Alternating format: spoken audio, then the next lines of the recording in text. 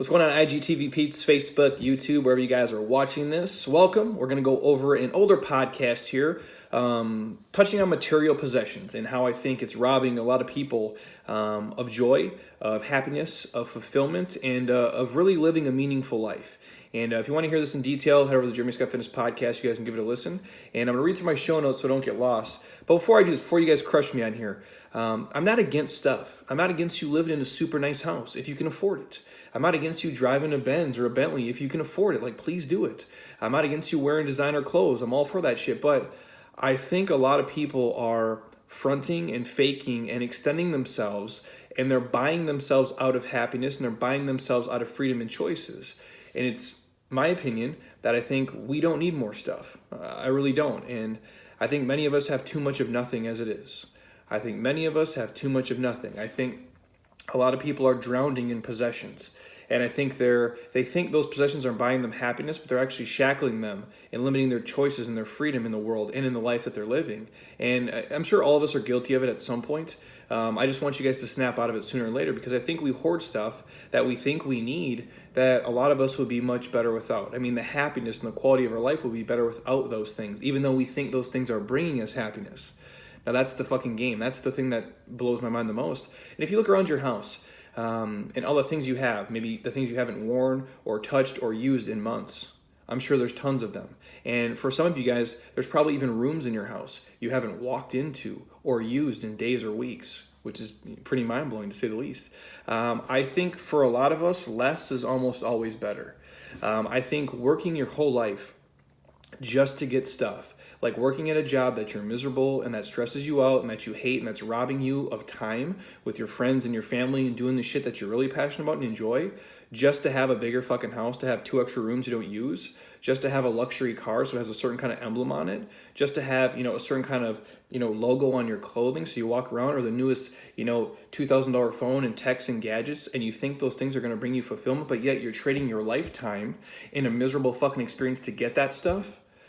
To me, that's crazy. I think chasing possessions and collecting stuff that we can't take with us is a waste of the amazing gift that we know as life. And again, take it from me, you guys. When I moved here over a decade ago, I didn't have enough money to buy a song on fucking iTunes, and that's real talk. I used to walk to the grocery store with $20 for the whole week. Tuna, eggs, oatmeal. If I had a couple extra bucks, maybe a Powerade Zero, but otherwise just straight water, homie. And it was miserable. And, I sit here today. I make more money in a month than I used to make in an entire year. And am I any happier because of it than when I was dead broke? I have more financial security. I have a little bit more freedom. I can live in a nicer house, drive a nicer car, take better trips, but any happier? No. Money doesn't do that. And I can buy more stuff now, but no more happiness. And I wish all of you guys could make whatever amount of money you think you have to make, whether that's if you make 50 now and if it's 100. If you make 100, it's 200. If you make 200, it's 400. If you make 400, it's a fucking million a year. I don't care.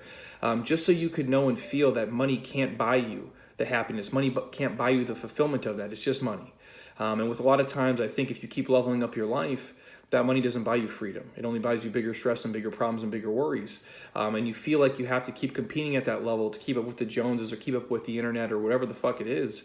And it's dragging you down. It's an imaginary weight that you're carrying through your life because you keep leveraging yourself up.